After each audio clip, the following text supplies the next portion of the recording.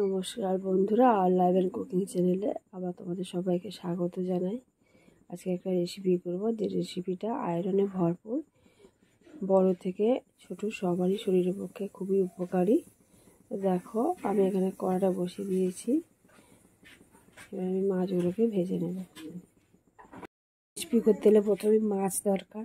এখানে রুই মাছ নুন হলুদ মাখিয়ে রেখেছি, এগুলোকে আমি ভেজে নেব। কড়াটা আগেই থেকে গরম হয়ে গেছে। পরিমাণ মতো তেল দিয়ে দিচ্ছি মাছগুলো ভাজার জন্য।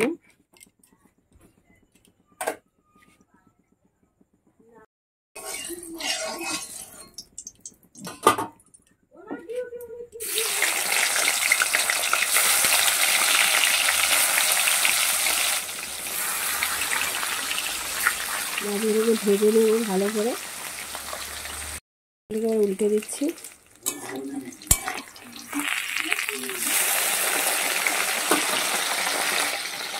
ভালো করে ভেজে তুলে নেব। মাছগুলোকে তুলে নিচ্ছি।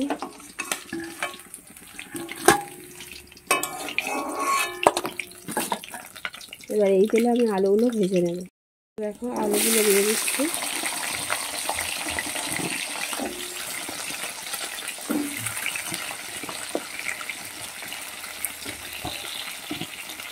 এবার আলুগুলোর মধ্যে এমন একটা উপকরণ দেবো যেটা হচ্ছে আয়রনে ভরপুর। এবার দেখতে থাকো, দেখো সেটা কী জিনিস। এবার সামান্য 5 ফোড়ন দিয়ে দেবো। বন্ধুরা, 5 ফোড়নটা কেন করে দিচ্ছি, যাতে হচ্ছে যে 5 ফোড়নটা পুড়ে না যায়। তোমরা তেলেও দিতে পারো, তবে আঁচটাকে একদম কমিয়ে তারপরে দেবে। দিয়ে এটা 3-4 মিনিট ভালো করে আলুটাকে ভেজে নিতে হবে।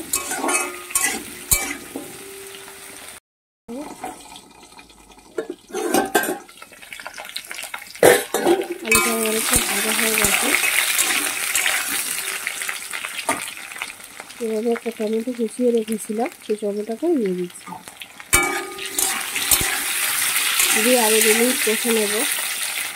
আর এই সঙ্গে আরও এই 4টে কাঁচা লঙ্কা ছিঁড়ে রেখেছিলাম, সেটা দিয়ে দিলাম।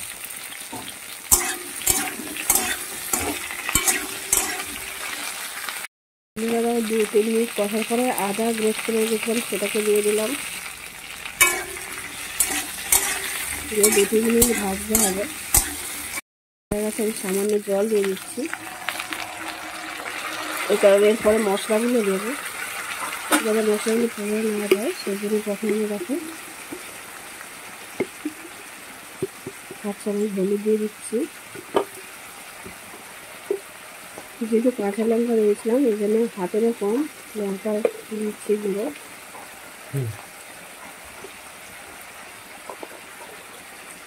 লবণ দিয়ে দিচ্ছি স্বাদ অনুযায়ী।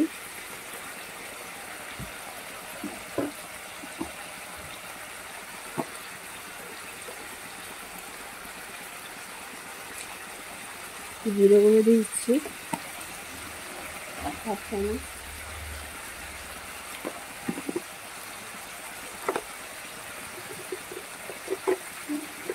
ধনের গুঁড়ো দিয়ে দিচ্ছি 1 চামচের একটু বেশি।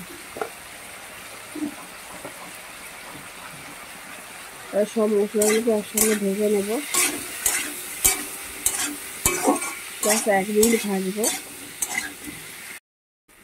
মশলাগুলো 1 মিনিট ভাজা হয়ে গেছে। এবার দেখো, যেটা তোমাদেরকে বলছিলাম না, এখানে দেখো ফুলকো শাকের ডগা আছে, সেগুলোকে দিয়ে দিচ্ছি। এমনি বাচ্চারা সহজে শাক খেতে চায় না, কিন্তু তোমরা যদি তরকারি এরমভাবে দিয়ে দাও, তাহলে এর রসটা অন্তত তরকারিগুলো ফ্লেভারটা করে গেলে সেটা শরীরের পক্ষে খুবই ভালো হয়। বাচ্চাদের শরীর গঠনে আয়রনের খুবই দরকার, সেই আয়রনটা সহজেই পাওয়া যায়। খুব বেশি শাকটাকে ভাজতে হবে না, যেহেতু মশলা আগে ভাজা হয়ে গেছে। জাস্ট 30 সেকেন্ড নেড়ে ছেড়ে আমি এবারে জল ঢেলে দেবো। যেহেতু ঝোল হবে, মাঝারি মতো জল দিতে হবে, মাঝারি মাপে। আলুগুলো দেখো ডুবে গেছে, এই পর্যন্ত আমি জল দিলাম।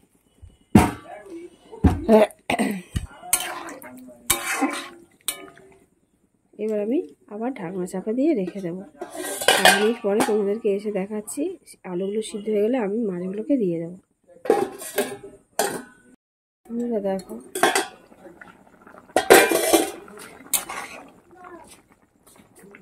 ওটা সিদ্ধ হয়ে গেছে, এবার মাছগুলোকে দিয়ে দিচ্ছি। আগে এইটা গরম করে খেয়ে নাও।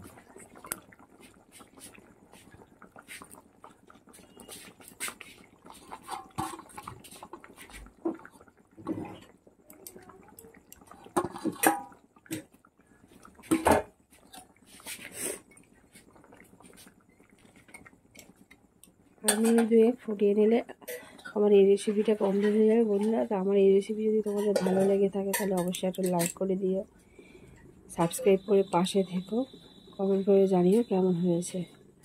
বন্ধুরা আজকের এই রেসিপি এই পর্যন্ত, আবার অন্য একটা রেসিপি নিয়ে চলে আসবো। ততক্ষণ ভালো থেকো, সুস্থ থেকো, ধন্যবাদ। বন্ধুরা দেখো